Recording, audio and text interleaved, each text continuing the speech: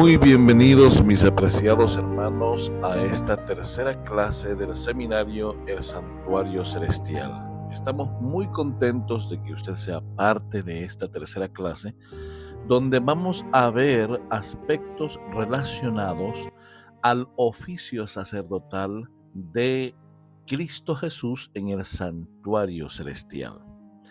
Ahora bien, vamos a hacer un pequeño repaso en pequeños segundos sobre lo que estudiamos en la clase anterior. Nos quedamos donde dijimos que la parte del atrio, todo el simbolismo de las columnas de madera, la base de bronce, el capitel de plata, la cuerda de pelo de cabra, la estaca de bronce, em, las 60 columnas que estaban alrededor, que sostenían el lino que representaban las obras santas, la justicia de Cristo.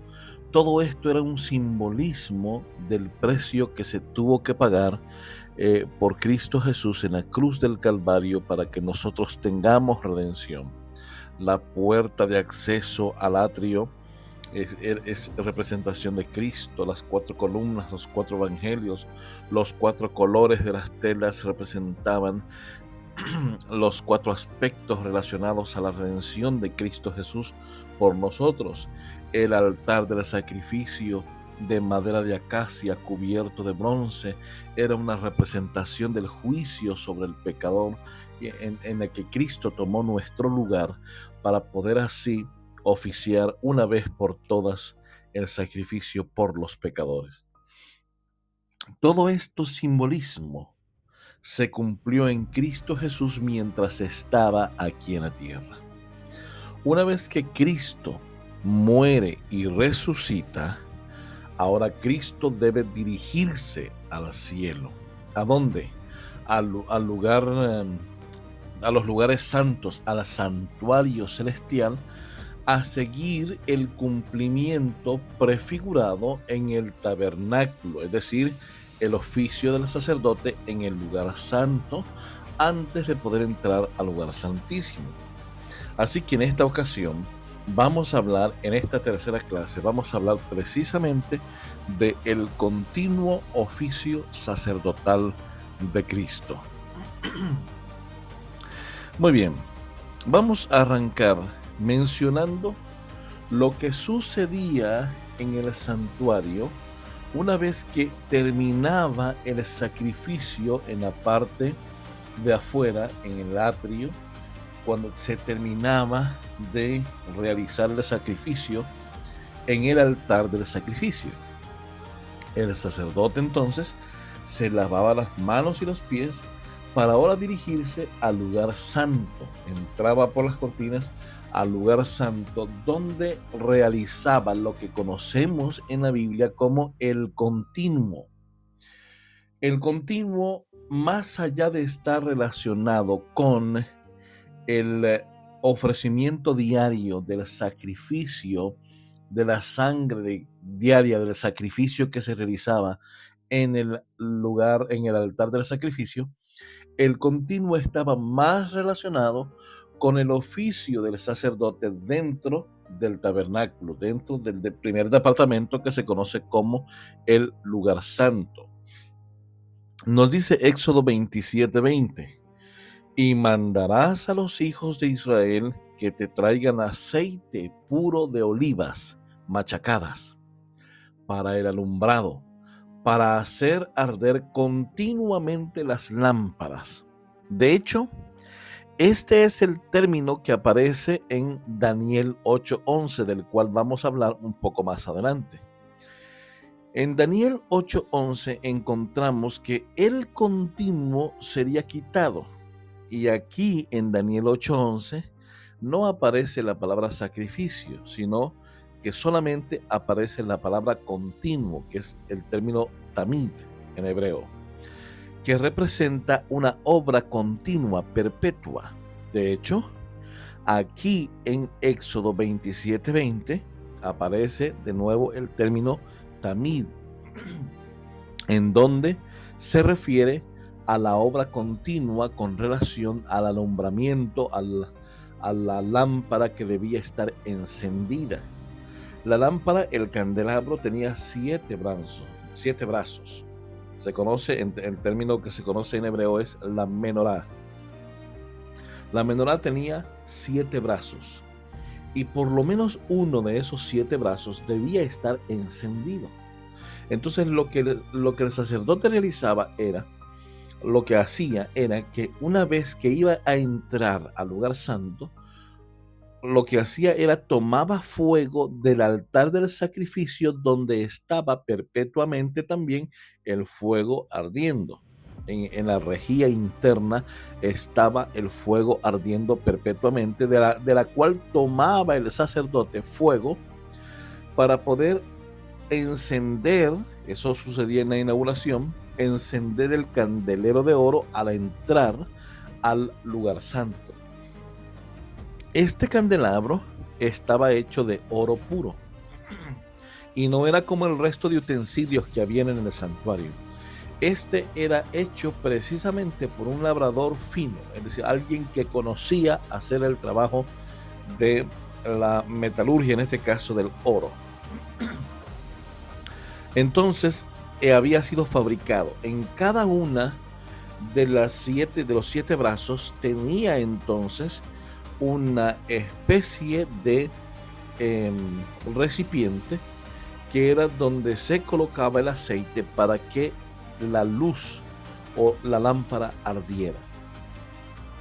Este candelabro representa directamente a Cristo Jesús y era el único utensilio del santuario que estaba hecho de oro puro.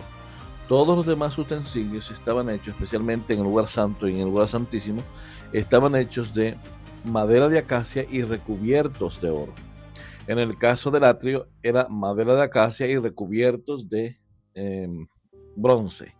En el caso de los utensilios del lugar santo, el candelabro que estaba hacia la parte sur del primer departamento del lugar santo era una representación directa de Cristo Jesús, de su santidad, de su divinidad, de su victoria sobre el pecado, y representa a Cristo Jesús. De hecho, hay una conexión directa entre los candelabros entre el candelabro y el pueblo de Dios.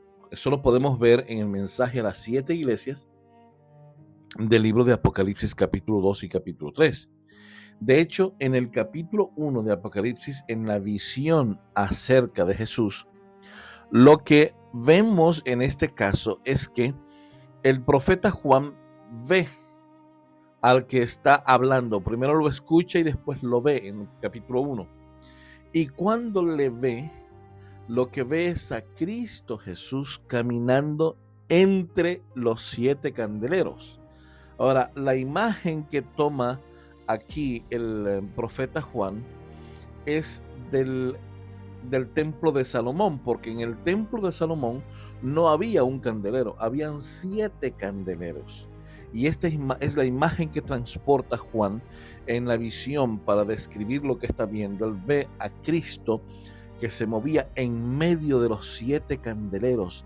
En otras palabras, Cristo Jesús estaba sosteniendo con la luz de la verdad del Evangelio a su iglesia en todas las épocas por las que ha tenido que pasar el pueblo de Dios. De modo que cuando vemos el candelabro del desierto del Sinaí, lo que estamos viendo es un pálido reflejo en el que Cristo es la luz que ilumina todo sendero, la luz que ilumina al pueblo de Dios. Cristo dijo que Él era la luz del mundo. Él está para alumbrar. ¿Cuál es esa luz del mundo? Su evangelio. Los evangelios que hablan exactamente de lo que Cristo vino a hacer cuando vino a esta tierra. Ahora bien, esta menorá debía estar encendida siempre. Fíjense ustedes allí, como dice, y mandarás a los hijos de Israel que te traigan el aceite puro de olivos machacadas para alumbrar, para el alumbrado, para hacer arder continuamente. Y aquí el término en continuamente es el término tamid en hebreo, que representa continuamente o también significa perpetuamente. Ahora bien, el siguiente mueble que encontramos en el lugar santo, al lado norte del lugar santo, era la mesa de los panes de la presencia, o conocido como la mesa de los panes de la proposición. En hebreo se llama Lehem Hapanim y quiere decir literalmente el pan de la presencia. En términos espirituales, esto representaba entonces la comunión perpetua de Cristo con su pueblo. Miren qué interesante. Con respecto al candelabro, si regresamos un momento, muchos han dicho que el candelero representa al Espíritu Santo. En realidad, no es así. Lo que significa, lo que representa el Espíritu Santo es el aceite de oliva machacada, se machacaban olivas y se extraía el aceite, y ese aceite es la representación del Espíritu Santo. Sin el aceite no hay efecto, sin el aceite no hay luz. Sin el Espíritu Santo, la luz del Evangelio de Cristo, no puede alumbrar a las personas. Es decir, es el Espíritu Santo. Por eso es que vemos que en el Pentecostés vino el Espíritu Santo. ¿Para qué? Para poder iluminar la mente, el corazón, el entendimiento de los que estaban reunidos en el aposento alto. Entonces, el aceite lo que hace, que es la representación del Espíritu Santo, es convencernos de pecado y nos hace recordar todas las cosas que antes habíamos visto. Eso nos lo dice allá el capítulo 14 del Evangelio de Juan, versículo 26.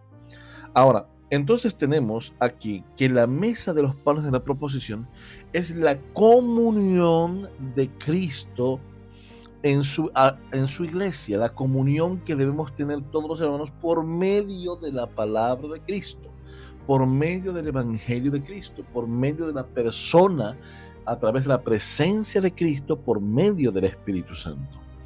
Y de nuevo aquí nos dice Levítico 24:8. Cada día de reposo, continuamente, ¿ven? De nuevo el continuo, que es el término tamid en hebreo, se refleja en este pasaje.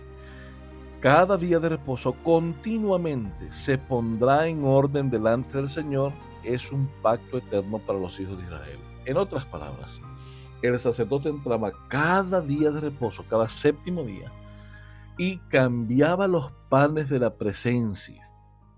Eran 12 en representación de uno por cada tribu de Israel, y representaban la comunión que Cristo da a sus hijos por medio de su presencia. Esta mesa sobre la cual estaban los panes de la proposición estaba hecha de madera de acacia y estaba recubierta de oro. Es una representación de cómo la humanidad caída del hombre fue tomada por Cristo y con su divinidad, con su humanidad perfecta y su divinidad gloriosa, recubrió las imperfecciones del hombre caído en pecado, y de esa manera Cristo nos otorga su justicia. En otras palabras, esta obra continua de Cristo es el proceso de la santificación en la vida de cada creyente. Ahora bien, en la parte más al oeste, pegado al velo que dividía el lugar santo del lugar santísimo, encontramos entonces el altar del incienso. El altar del incienso en hebreo era Mizbeat Haketoret, que significa literalmente el altar del humo fragante. Este altar estaba hecho también de madera de acacia y recubierto por oro. Y sobre este altar se quemaba incienso, que era exactamente una receta única. El pueblo tenía prohibido replicar esta receta de incienso. Era únicamente para el tabernáculo.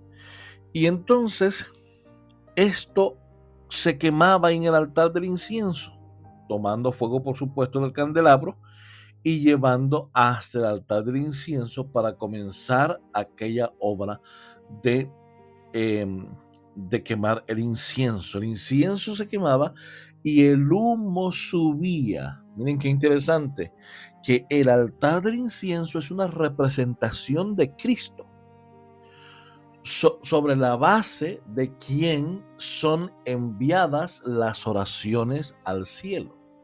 Las oraciones son representadas por el humo, pero que surge de la grata fragancia del sacrificio de Cristo. Y es en la base de la gracia de Cristo que las oraciones pueden ser aceptadas en el cielo.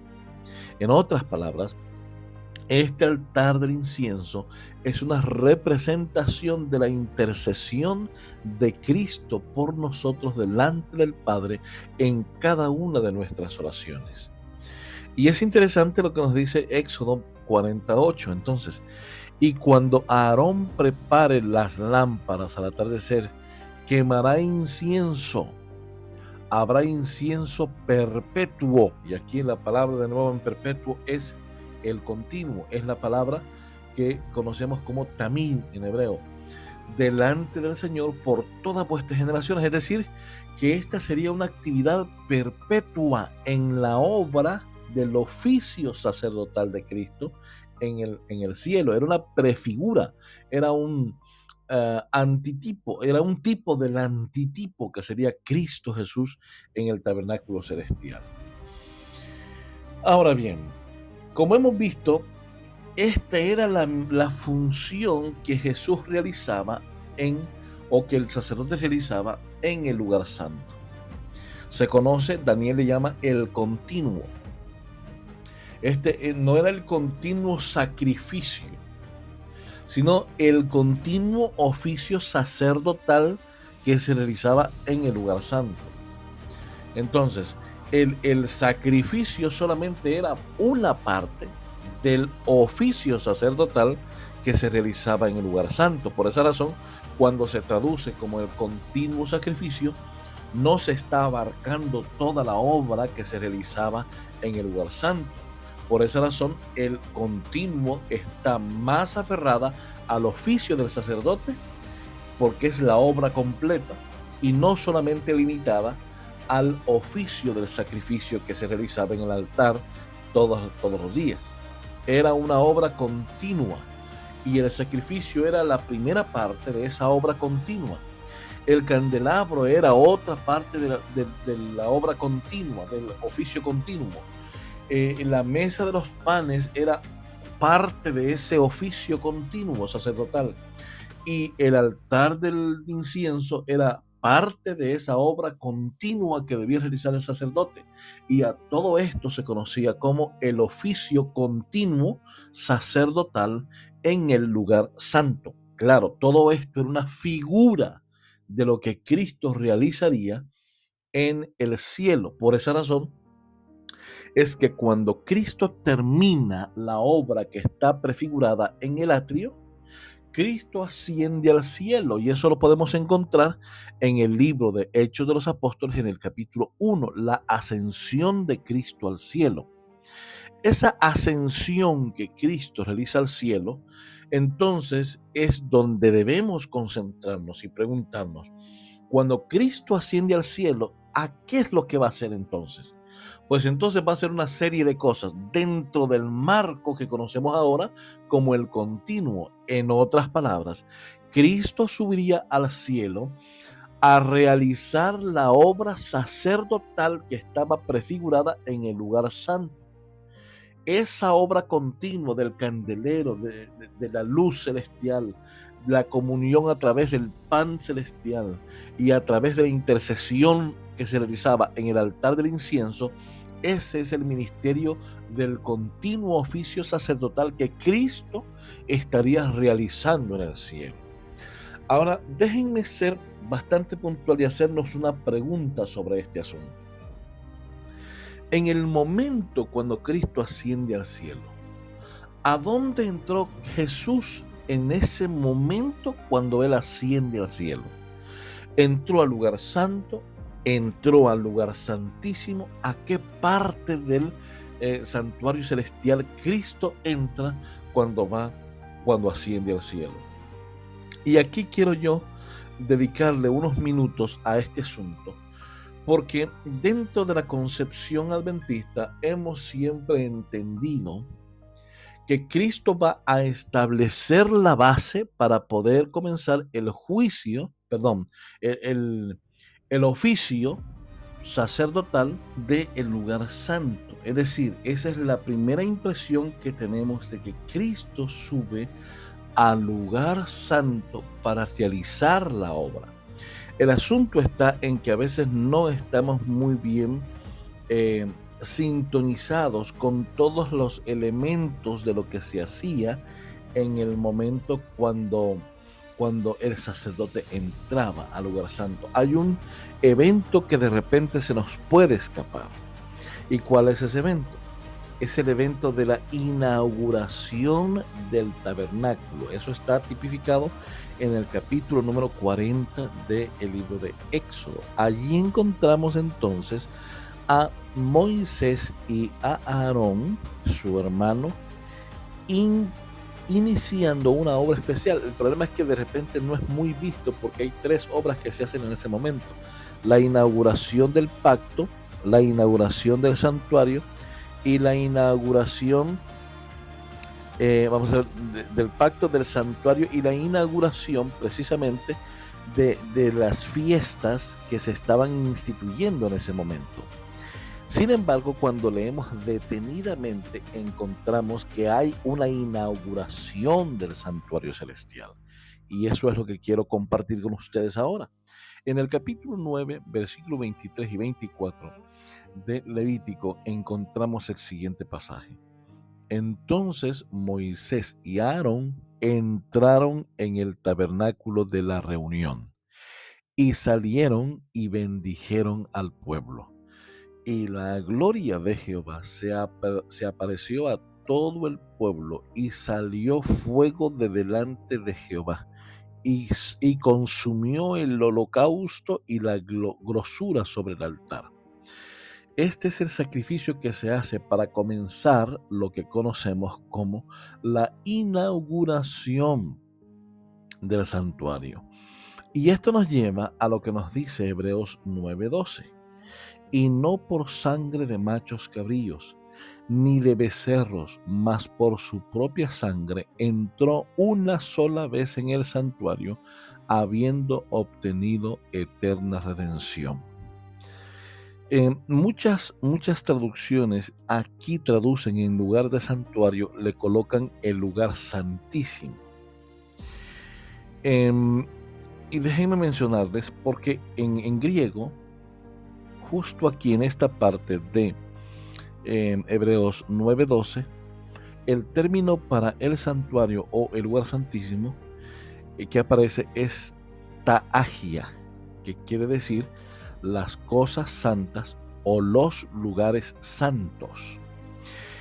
Yo entiendo que muchas traducciones utilizan el término lugar santísimo por lo que menciona inmediatamente, que no entró por sangre de machos cabríos ni de becerros, sino por su propia sangre entró una sola vez en el lugar santísimo. Es decir, no solamente en el Yom Kippur se sacrificaban becerros y machos cabríos, sino también en la inauguración del santuario.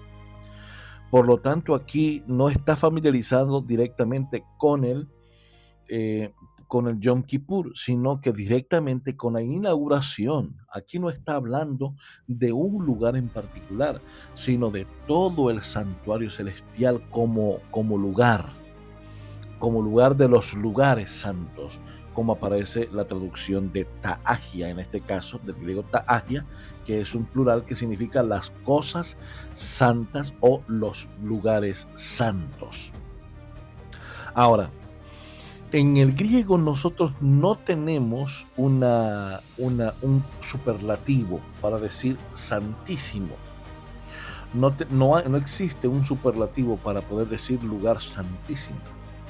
Pero conociendo esto, el apóstol Pablo nos deja claros algunos conceptos. Por ejemplo, él en el libro mismo de Hebreos, capítulo 9, versículos número 2 y 3, él usa una serie de explicaciones que nos ayudan a comprender a qué lugar se está refiriendo, aunque esté utilizando el griego, en donde no tenemos un superlativo, como les expliqué hace un momento. Fíjense lo que dice Hebreos 9:2. Porque había un tabernáculo preparado en la parte anterior, en el cual estaban el candelabro, la mesa y los panes consagrados. Este se llamaba el lugar santo.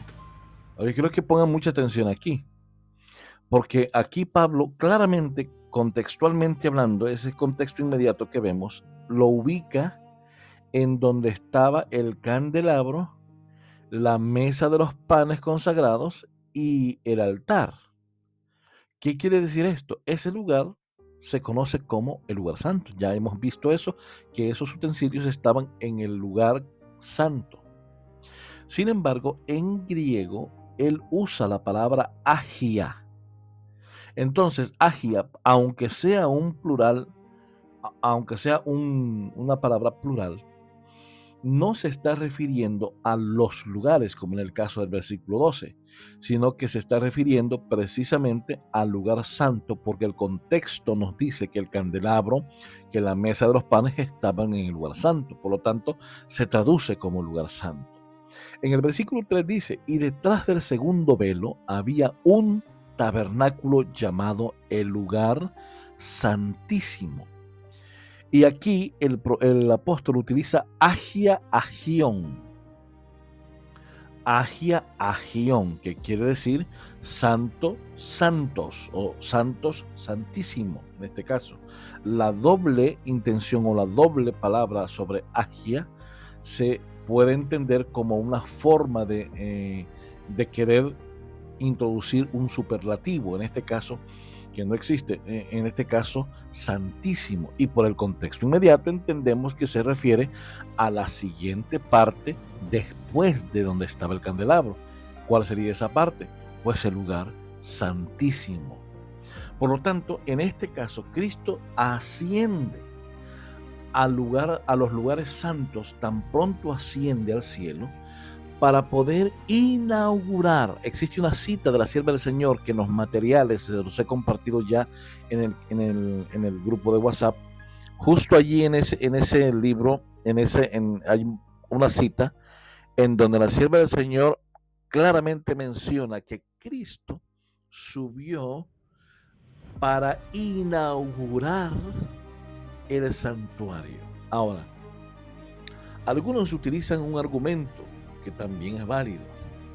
Es la visión de la sierva del Señor en primeros escritos, en la página 54 a 56. Esa visión o ese capítulo se llama El fin de los 2300 tardes y mañanas, en donde se ve claramente que Cristo abandona el lugar santo y entra al lugar santísimo. Y vemos un trono en el lugar santo que queda vacío. Y algunos dicen, ¿ya vieron? Cristo entró directamente al lugar santo en donde comenzó el oficio sacerdotal. Este es un argumento que no nos ayuda del todo a ver esta situación. ¿Por qué razón? Porque es verdad que Cristo establece su oficio sacerdotal en el lugar santo hasta 1844, cuando se cumplen las 2300 tardes y mañanas. Sin embargo, hay un evento antes de iniciar su oficio sacerdotal, conocido como la inauguración del santuario celestial. Y es en esa inauguración que Cristo entra no solamente al lugar santo, sino también hasta el lugar santísimo, para poder dedicar, apartar o consagrar todos los utensilios, incluyendo todo el santuario, para el oficio sacerdotal o sumo sacerdotal que él oficia en el cielo.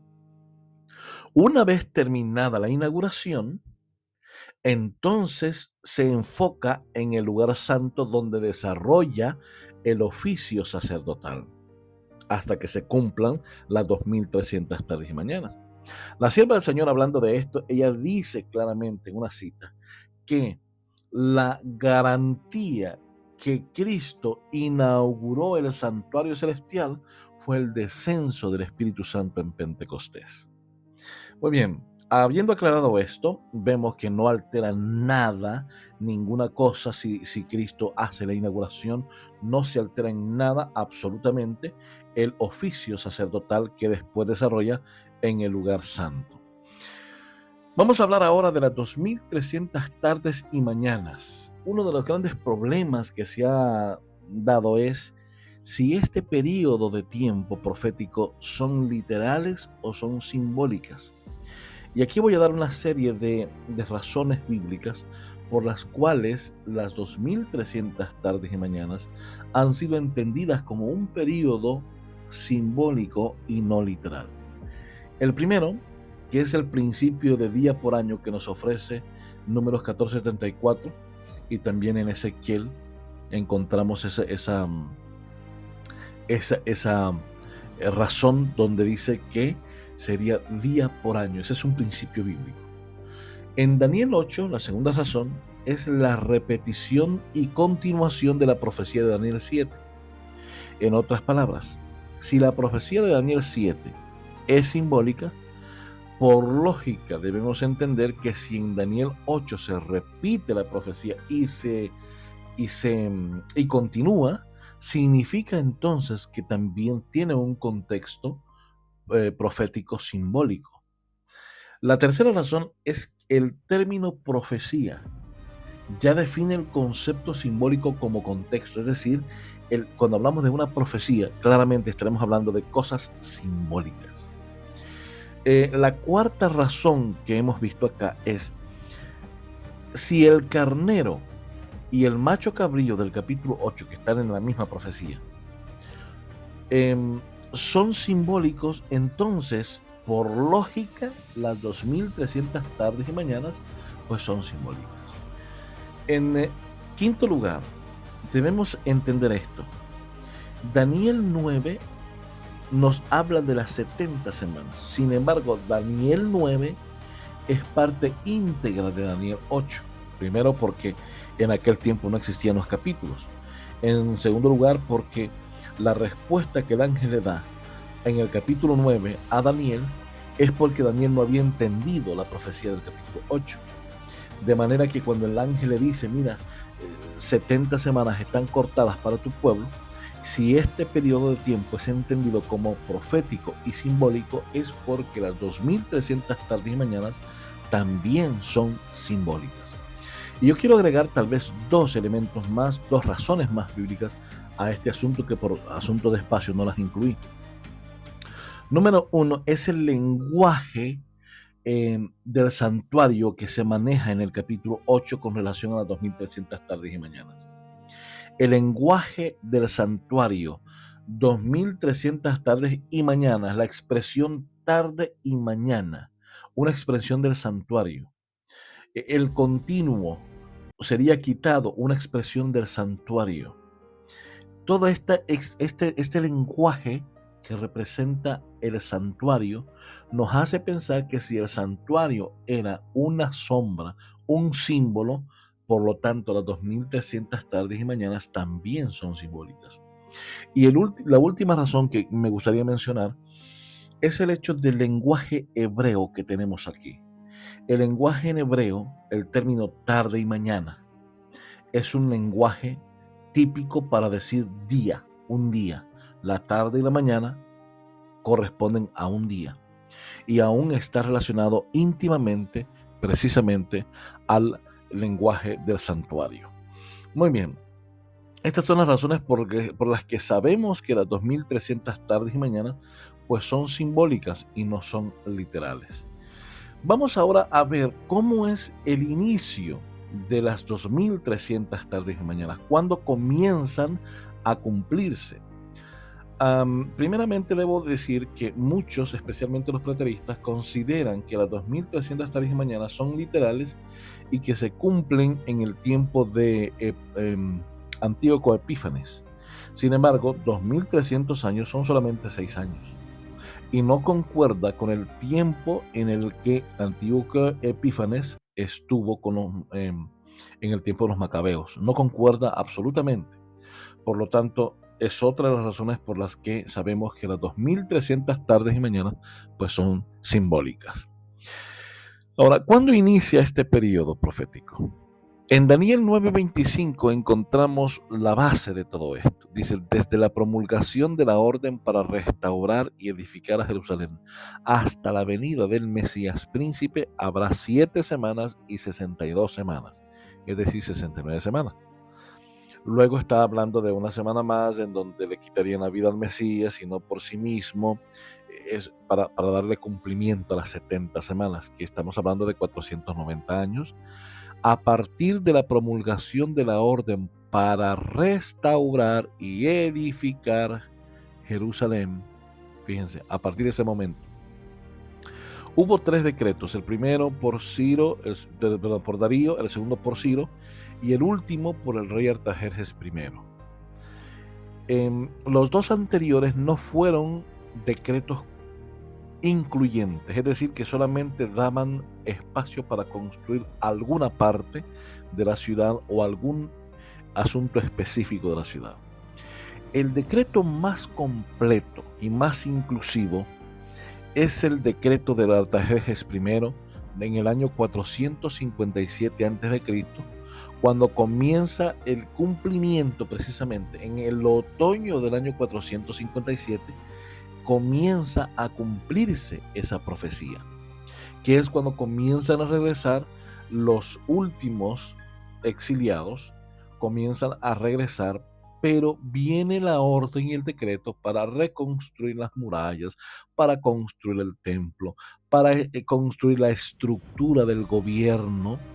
Era incluyente. Toda esta estructura, estas 3 verticales no estaban tomadas en cuenta en los otros decretos.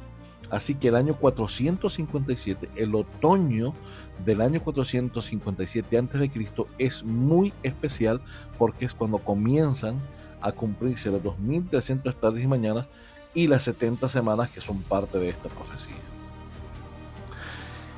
Bien, ¿qué sucede entonces después del 457? ¿Cómo sabemos que llega hasta 1844? Pues hay que hacer algunas sumas y algunas restas. En primer lugar, debemos entender que desde el año 457 hasta el año 1 a.C. hay precisamente 456 años. Y si después vemos del año 1 al año 1844, lo que hay son, al año 1843 lo que hay son en total 2.999 años, o sea, no hay 2.300 en realidad. 2.299 nada más años desde el año 457 a.C.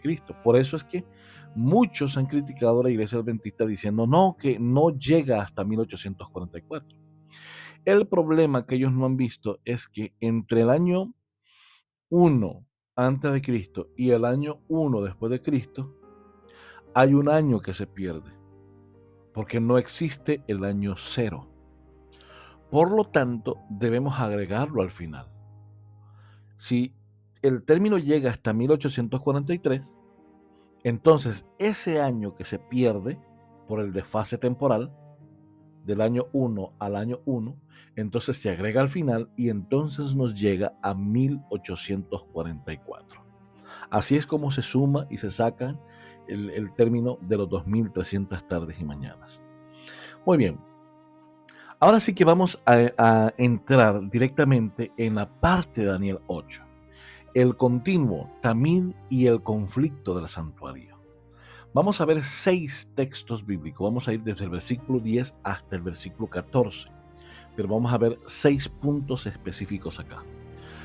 Número 1, Daniel 8:10, allí nos dice el texto, se engrandeció hasta el ejército del cielo.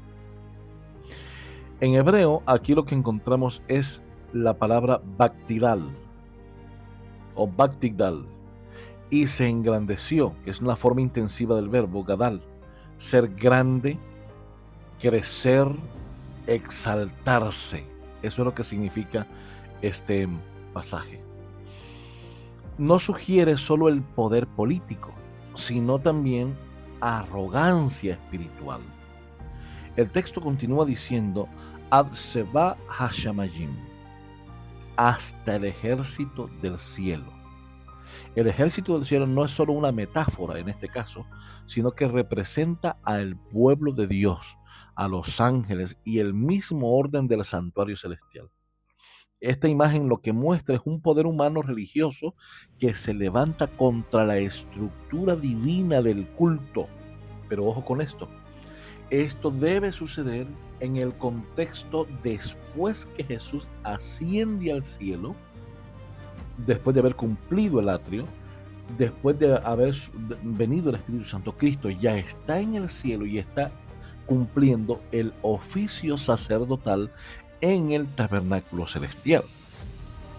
Cuando Cristo está ejerciendo esta obra del oficio sacerdotal, es cuando se dan estos aspectos que tienen que ver con que el cuerno pequeño de Daniel 8 se engrandece hasta el cielo y llega hasta el ejército del cielo, hablando precisamente de los hijos de Dios, de la estructura divina de culto. Ahora, es interesante porque luego el texto sigue diciendo, Batakpel Artza, y lo echó por tierra. No solamente se engrandeció, no solamente llegó hasta allí, sino que lo echó por tierra. Aquí lo que aparece es uno de los verbos centrales del simbolismo de Daniel. Echar por tierra no solamente significa eso, sino significa profanar, significa humillar, significa contaminar lo santo. Esta acción lo que hace es que se repite en Daniel 8 para describir la degradación de la verdad del santuario. Es decir, que la verdad del santuario sería ocultada. La verdad del santuario celestial sería ocultada, sería echada por tierra. La intercesión de Cristo en el cielo sería arruinada ante los ojos de los hombres, sería ocultada, sería sustituida básicamente. Y en este lenguaje básicamente lo que vemos es un lenguaje profético que es muy parecido a lo que nos dice el capítulo 14 de Isaías, donde dice que Lucifer deseaba elevarse al cielo y luego fue arrojado a la tierra. Eso está en el capítulo 14, versículo 13 y 15. El carácter del conflicto cósmico siempre ha sido eso. Satanás quiere destruir la verdad de Cristo. Comenzó desde el mismo principio cuando Cristo murió y resucitó. Quiso ocultar la resurrección de Cristo porque esa es la base de la esperanza del creyente. La quiso ocultar y después la quiso ocultar persiguiendo a los creyentes. Y después, como no pudo ocultarla persiguiendo a los creyentes, entonces lo que hizo fue desde adentro ocultar esa verdad. Esto es interesante, engrandeciéndose hasta el cielo y desde adentro entonces comenzar a contaminar, a humillar, a profanar lo santo. Esto es increíble. Y bien, el texto número 2 es Daniel 8:11, donde encontramos uno de los pasajes interesantes. Dice que contra el príncipe del ejército se engrandeció y quitó el continuo. Véase aquí, qué interesante. El versículo dice, Behar Sarja Estasaba Nigdal, y hasta el príncipe del ejército se engrandeció. El Sarja Tzabá es un título que se le da también a Cristo, en Josué 5:14 se le da a Cristo, es decir, un título mesiánico. Cristo aparece como príncipe del ejército de Jehová, en ese caso de Josué. Ahora, fíjense lo que dice aquí, y luego viene el núcleo del conflicto. El término aquí es Minendu Huram Hatamid, y le fue quitado el continuo. Por eso he dicho acá que cuando se traduce como continuo sacrificio, no está bien, porque sacrificio solamente se está hablando de una pequeña parte del oficio continuo que se realizaba en el santuario. Cuando se habla de continuo, no solamente se está hablando de sacrificio, sino del candelabro, sino de la mesa de los panes, sino también del altar del incienso. Es completo. Por lo tanto, cuando el hebreo mantiene el término continuo, tamid en hebreo, se está refiriendo a todo el oficio sacerdotal del lugar santo. En ese sentido, debemos entenderlo. Cuando queremos introducir el término sacrificio, estamos degradando el oficio sacerdotal de Cristo en el lugar santo. Ok. Aquí el término continuo, que es la palabra tamid en hebreo, se traduce como perpetuo, continuo, constante, siempre presente. En el santuario se aplicaba al sacrificio continuo mañana y tarde, al incienso continuo, a la luz continua del candelabro, a la intercesión permanente de Cristo en el holocausto, en el incienso, a la comunión constante de Cristo a través de la mesa de los panes. Es decir, el tamid es la obra diaria del sacerdote y en la tipología es la obra continua de Cristo en el santuario celestial. La intercesión, su gracia siempre accesible, su ministerio diario en el santuario, su sacrificio siempre eficaz. Toda esta es la obra continua de Cristo en el santuario. Pues este continuo es el que dice Daniel 8 que iba a ser quitado por el cuerno pequeño que vemos en Daniel 8. Ahora, el texto 3 es Daniel 8:12. Y dice, y echó por tierra la verdad e hizo prosperar el mal. La frase en hebreo lo que dice es, Betasklet emet arzat, y echó la verdad por tierra. El término emet significa verdad. En hebreo se describe la fidelidad, la firmeza, la revelación divina a través de este término.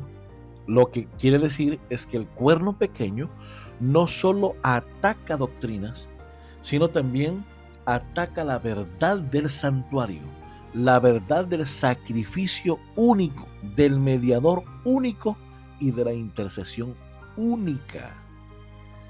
Es decir, que este cuerno pequeño no estaba contento con eso, necesitaba eliminar eso para dar lugar a una especie grande de intercesores que no corresponden con la verdad bíblica.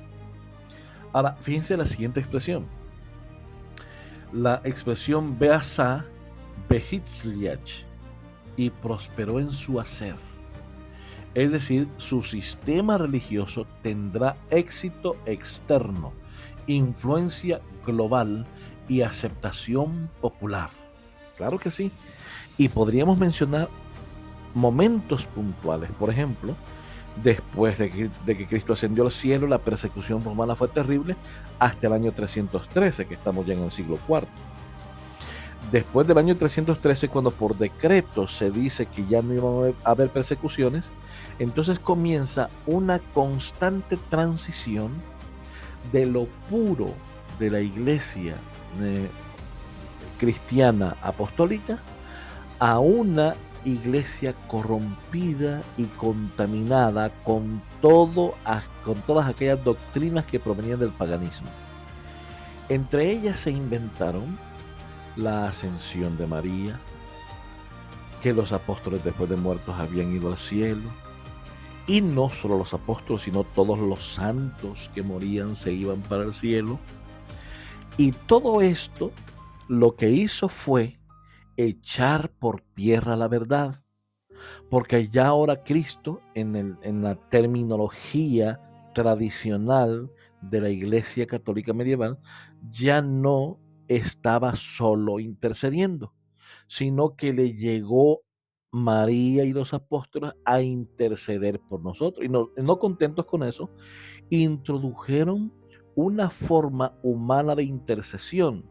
El hombre es demasiado pecador, no puede dirigirse a Dios, así que necesita a uno que intervenga por él, y es el sacerdote. Había que contar al sacerdote todas las cosas para que él le orara a María. No le oraba a Cristo, le oraba a María para que María y los santos intercedieran por el hombre. Se tuvieron que inventar eso, la ascensión de María, la ascensión de los apóstoles, la ascensión de los muertos, para poder sustituir la obra de Cristo ante los hombres. Ahora, el asunto es que Cristo seguía siendo el único intercesor en el cielo, el único mediador, el único sacerdote, el único que tiene comunión, el único que alumbra con la verdad y el único que está siempre pendiente de sus hijos. Por eso es que habían grupos como los valdenses, grupos como los anabautistas, grupos que nunca cedieron al antojo y al invento de la Iglesia Católica, grupos que fueron perseguidos hasta morir, grupos que fueron crucificados, fueron quemados en las hogueras, fueron llevados y juzgados injustamente a la muerte.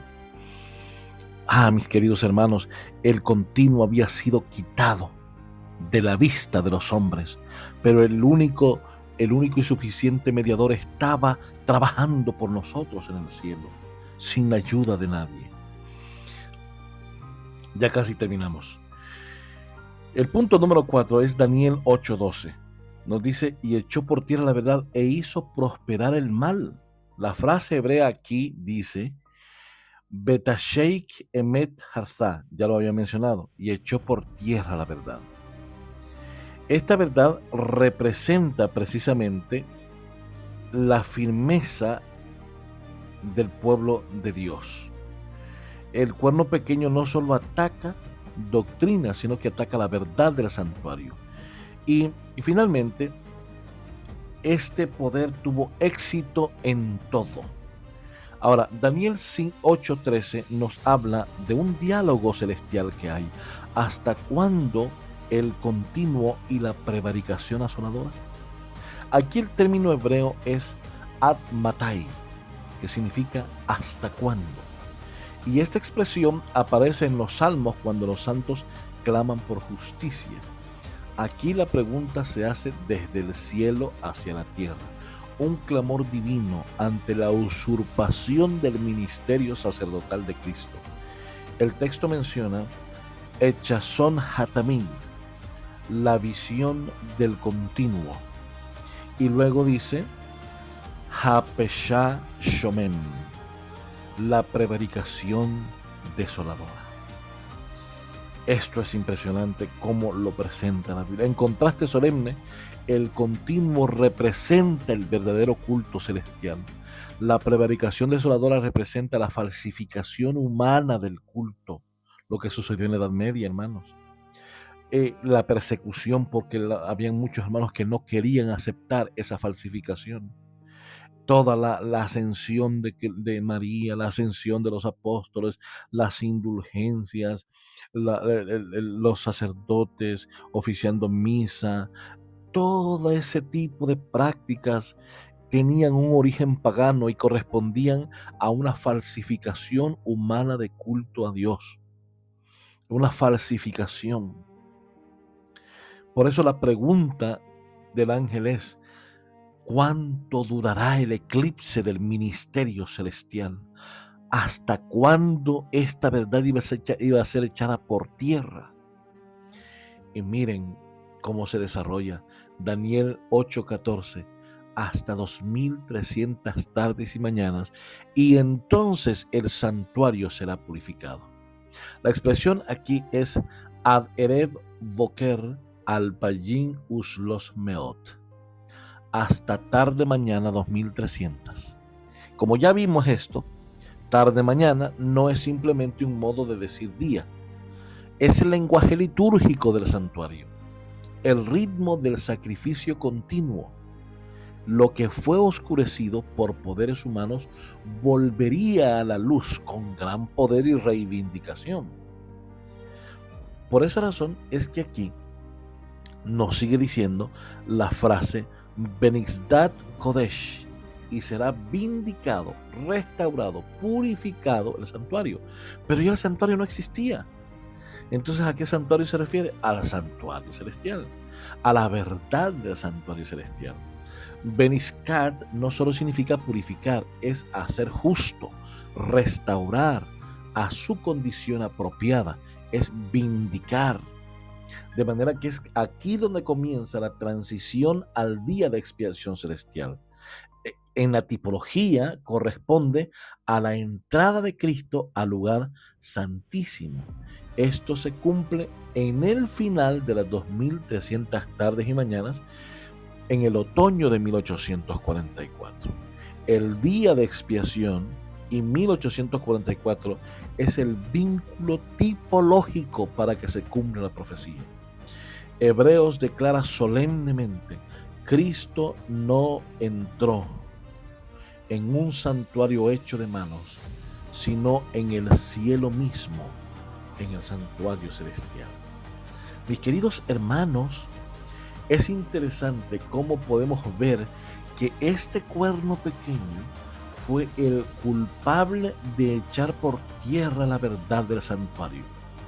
Pero qué bonito nos dice que esa práctica duraría hasta que se cumplieran las 2300 tardes y mañanas. Y es en el otoño de 1844 cuando Cristo pasa del lugar santo al lugar santísimo. Yo les recomiendo el capítulo que dice el fin de las 2300 tardes y mañanas del libro Primeros Escritos. Búsquelo y léalo. Es corto, solo tiene página y media para que usted lo lea. Ese día, en ese año de 1844, Cristo dejó el lugar santo y entró al lugar santísimo para reivindicar las verdades del santuario que habían sido echadas por tierra. Y allí comenzó la vindicación, la purificación, la restauración a su condición apropiada del símbolo del santuario celestial, del ministerio sacerdotal de Cristo, del ministerio sumo sacerdotal de Cristo, del ministerio de Cristo como expiación en el cumplimiento del gran día del Señor en Yom Kippur, del cual vamos a hablar en nuestra siguiente clase. Por esa razón, mis queridos hermanos y amigos, es importante estudiar el libro de Daniel en el capítulo 8 para poder entender cómo se cumplió la profecía y cómo fue quitado el continuo, quién lo hizo y cuándo lo hizo, por qué lo hizo y cuándo esta verdad fue reivindicada en el cumplimiento de las 2300 tardes y mañanas. Que el Señor les bendiga, mis amados hermanos, y nos vemos en nuestra siguiente clase de este seminario, El Santuario Celestial. Nos vemos entonces.